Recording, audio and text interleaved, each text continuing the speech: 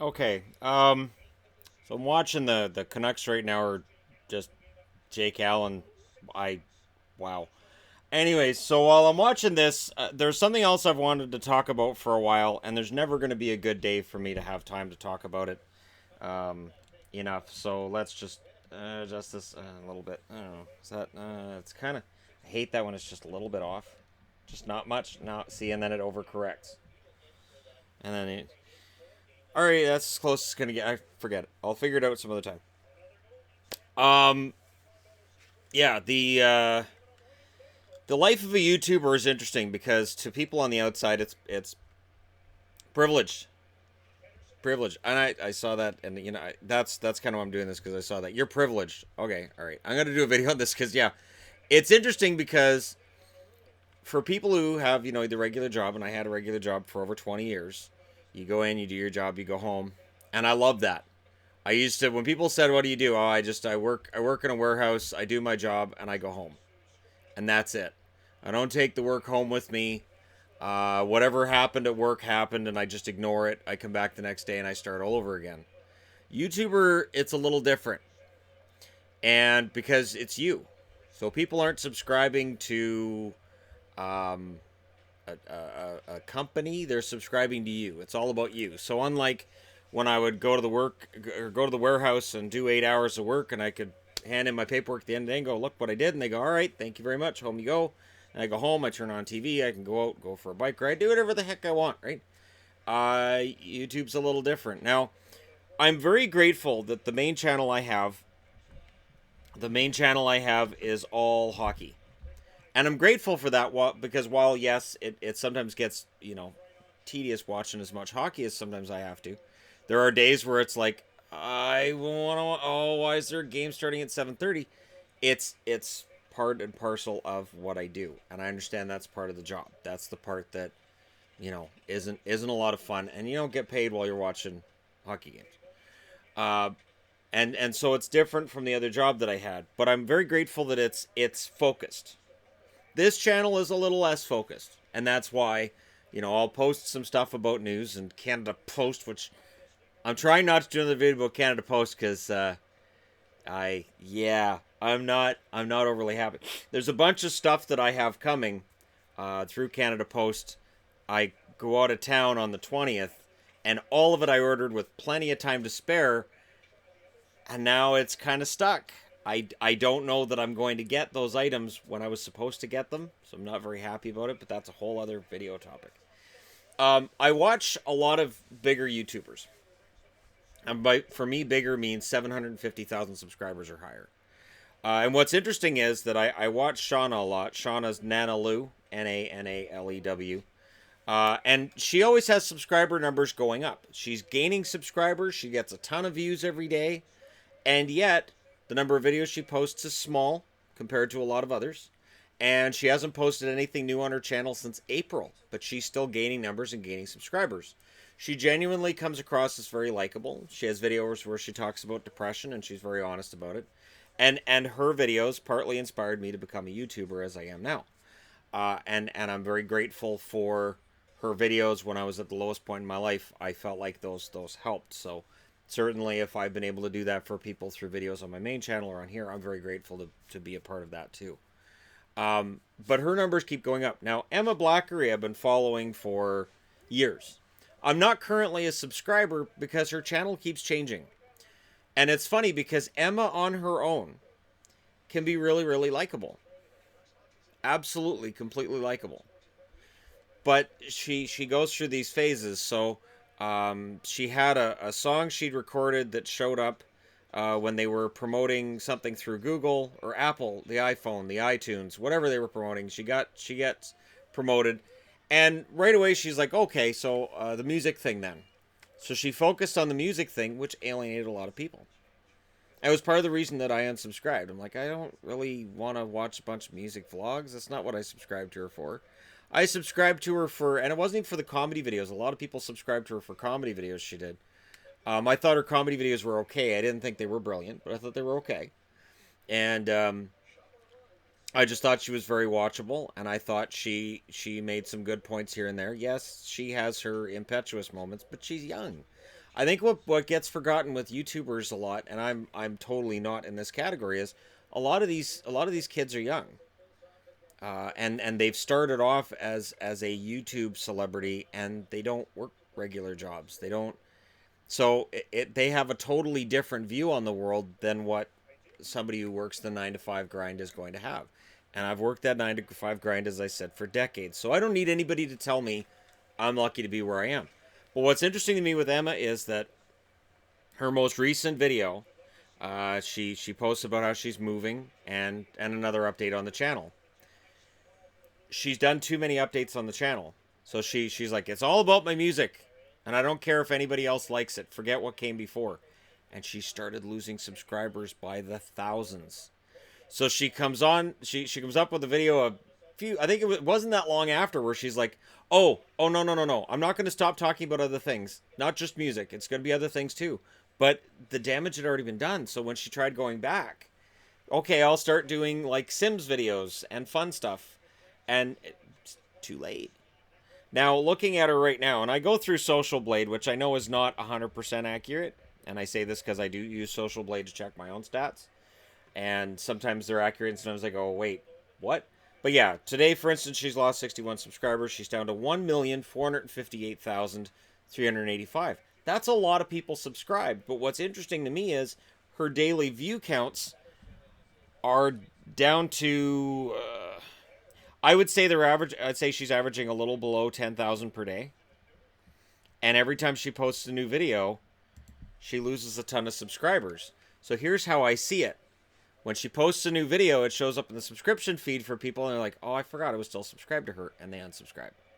My greatest fear as a YouTuber is that day that I see a massive bleed off of subscribers where I lose 400, 500, 600. And I know people are going to say, oh, well, Shannon, that won't happen. It's happening to her. And what's weird is she has 1.4 million subscribers. She's well known. She's touring as a musician. And the view counts that my main channel gets are way higher than what she gets. And it's not just a matter of, well, you post a lot of videos. I do post a lot of hockey videos. But her videos, at one point, had a lot of people watching them. If you look back at... And again, I'm using Social Blade. Detailed statistics. Because there's an interesting thing in this, and it shows where I think YouTubers kind of fall into a trap. And I'm not picking on her. I will talk about another one too, because there's one that kind of fell into that trap and has kind of pulled himself out of it. So I'm going to talk about him after. And I still think that because she has 1.48 million subscribers, she can pull herself out of this. Recent, she had a day where she lost 691 subscribers. That was Sunday, November 18th. 600.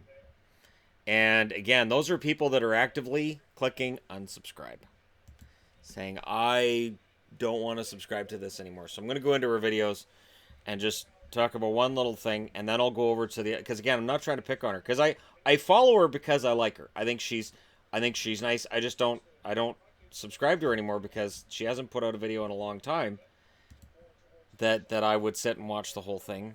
And I hate to say that, but it's true. I'll usually watch the first 3 or 4 minutes, and then I skip it.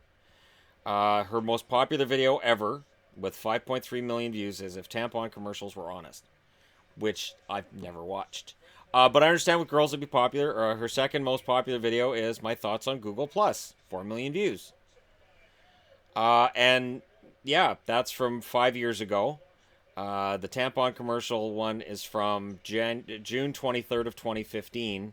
Sims in Real Life, 3.9 million views. That's 2015. YouTube Rewind the Truth, and where she said, where she talked about YouTube Rewind and her experience with it.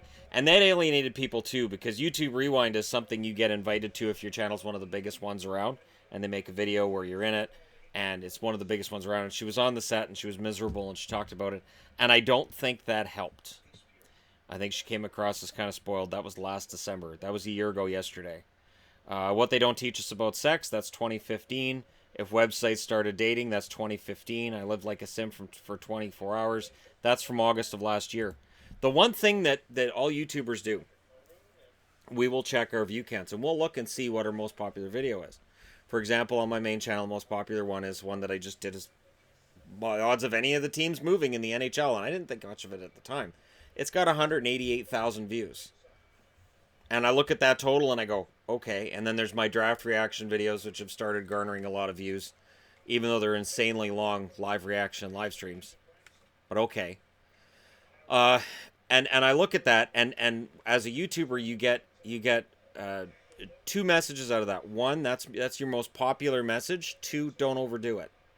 Where I think Emma ends up falling into a trap is when she looks at those numbers, and I know she does because she's talked about it and how her numbers are dropping, and she worries about the fact that her numbers are dropping, and both in views and in subscribers and likes on videos. Her videos, the ratings have dropped. So I feel for her because she's been doing this for, I mean, the earliest really popular video she did, Awkward Sexy Teenage Moments, I think is the name of this one. Yeah, Awkward Sexy Teenage Moments from 2012. And I know she's, I think, 27, so that would have been when she was 21. So this is what she knows. And the music channel, she has a music channel attached to it as well, which is her Vivo account. And that one hasn't really taken off either. That one started losing subscribers. She has another vlogging channel, which has lost subscribers. And now she's said, I may start gaming again on the main channel. There's a reason that I have this channel, so I don't post videos like this on it. Because this channel is meant for talking about stuff like this and stuff that's not hockey related. You start putting content that is not related to what your main channel is about on the main channel, people will rebel. For instance, people ask me, well, why don't you do NHL 19 videos? Because I did NHL 18 and NHL 17 videos. The view counts were low. There were a lot of complaints. And again, and people say, well, why do you listen to complaints? Because for every one person that complains, there's another 10 that don't, that just stop watching. That's just the truth. I know I worked in retail. I know I've worked in numerous industries where, yes, you know, you don't want to listen to that vocal naysayer, but at the same time, for every vocal naysayer, there's a bunch of other people who aren't saying anything, but they're not happy with you. So you kind of have to watch that. So yeah, Emma's one that I'm looking at and saying, oh, you know, she could have done it better probably. But let's look at one that's come back. Boogie2988. Boogie has 4.576 million subscribers. Boogie doesn't care that I'm talking about him right now. Couldn't care less. And you look right now in his subscribers, he's gained 7,196 in the last 30 days, and he's had 6.2 million views. Now, not that long ago, he was talking a lot about weight loss and about depression, and Boogie he's a big guy. And, you know, the weight loss thing is major.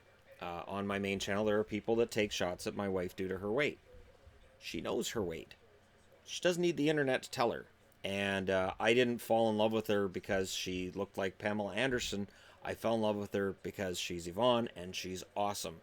And for people who deal with body issues, YouTube is probably the worst job you can get. And I mean that. There are times where I'll look at myself in the mirror and go, okay, I look all right. And then I look at the webcam and I've got the studio lighting, like, holy crap. My face looks like it's covered in pimples. I go back and I look in the mirror and I'm like, yeah, it looks okay. The camera makes everything look a lot worse. So for Boogie, I can totally understand how being on camera, editing videos, having to look at himself all the time, he would go, wow, I look gross. And people looked at that and they looked at some of the things he was saying and they said, you know what, you're starting to come across as a whiner. We're done with you. And there were some other controversies that came up and people were like, nope, we're done. And his channel started bleeding off subscribers too. What did he do? He just kept putting out that content. He kept putting out content that made people subscribe. And he is above where he was when all the controversy started over all that. He's at 2,044 uploads. He does the Francis videos, so he's done videos that have gone viral. That Francis is a character he does, where, you know, his now ex-wife, who was his wife at the time, would come in pretending to be his mother and say, Francis, what's this charge on the credit card for these video games? What are you doing? And he's like, I have to do the loots. You got to do the loot crates and this kind of thing. He'd freak out and he'd yell and scream and swear and throw his tantrum. And those videos got millions of views because people online see videos like that, and even though it's well produced and you know this is probably set up, there are people like, look at this dumb fat idiot, look what he's doing, and not understanding or not caring that it's all rigged, it's all set up, it's not real. But yeah, he still does those videos on occasion, and he talks a lot about video games. And if you talk a lot about video games, you'll get a lot of subscribers. Unless you have a hockey channel, then when you're doing video game stuff, people will not be happy. But I know this, that as the subscriber numbers get bigger, the pressure does kind of get bigger. The only way to describe it would be this. If you're, let's say you're rehearsing a play, and you're going to perform that play in front of a class. So in the beginning, it's a class of 25 people, and they're friends of yours and family and people who know you, so yeah, fine. And then you keep performing that play. You got to change it every day. Change it a little bit every day. More people hear about your play, and they're coming in to see it. All of a sudden, you're in a stadium. You're surrounded by, in my channel's case right now, it's over 67,000 people. And you look around, you go, it's a lot of people. Now, in the case of people like Boogie2988 and Emma Blackery, it's now in the 1.4 million region for Emma, and 4.5 million for Boogie. And the pressure becomes immense. And I remember telling my wife about a year ago, saying it'll be nice when my subscriber numbers and my view numbers reach a point where I'm not stressing about it anymore. And she laughed and she said that's never going to happen. And she's right. It's a trap that some YouTubers fall into, and I know there's been big channels that have had public meltdowns, and the answer to that is always people saying, oh well, now you gotta find a real job. Well, now you gotta, it is a real job. It absolutely is. It is stressful, and it's a matter of, unlike at work where I could just go in and I could do the same job every day 365 days a year if I wanted to work a bunch of overtime and never get a day off. But, you know, I'd just go in, do the same job every day, and people were grateful. They'd be like, Shannon, you did the same job today you did yesterday. Good work. With YouTube, it's sort of like, that video's the same as the one you just did. You suck. New material. Do something different. So there's always that pressure to not just produce content, but you've got to innovate with that content. You've got to make sure that content's different. That content has to be engaging. Can't be the same as what you did before. So at every other job, it's sort of like, good. You're good at your job, just do it exactly the same way. With YouTube, it has to be different. And constant pressure to innovate. I have a lot of hockey gear, and there's a lot of hockey gear that I was hoping to have before Christmas that I may not receive now before Christmas. But part of that is innovation. Would I have still been buying hockey-related items without a channel? Of course. But would I have been buying it in this volume? No. Would I have bought some of the ones I bought? No. Nah, not even close. It's weird when you look at a collection like this and you go, I don't even know if I like some of these. But I have them because, you know, every now and then I can change things up and do something different and wear something that maybe I don't even like. But somebody out there might. Somebody might go, hey, I didn't know he had that. It's all about trying to have that hook. And so if Emma Blackery were to somehow stumble upon this video, and I don't see any reason why she would, my only advice to her would be just figure out just the hook that makes you happy and the content you want to produce, and don't apologize to your subscribers so much, and just do what you want to do. Like I do my power rankings on my hockey channel, and I did a video today on trying to explain power rankings and where they are. And for me, it's really to the point where I'm like, is there some other way I can do this? Is there something else I can do? I don't know that I'm necessarily having a lot of fun doing the power rankings now. The power ranking videos get longer and less fun to do. And I'm staying up really late at night on a Saturday when I'd like to just go to bed, and get up early on a Sunday and enjoy early games and enjoy myself. But, you know, you have to weigh the pros and cons, right?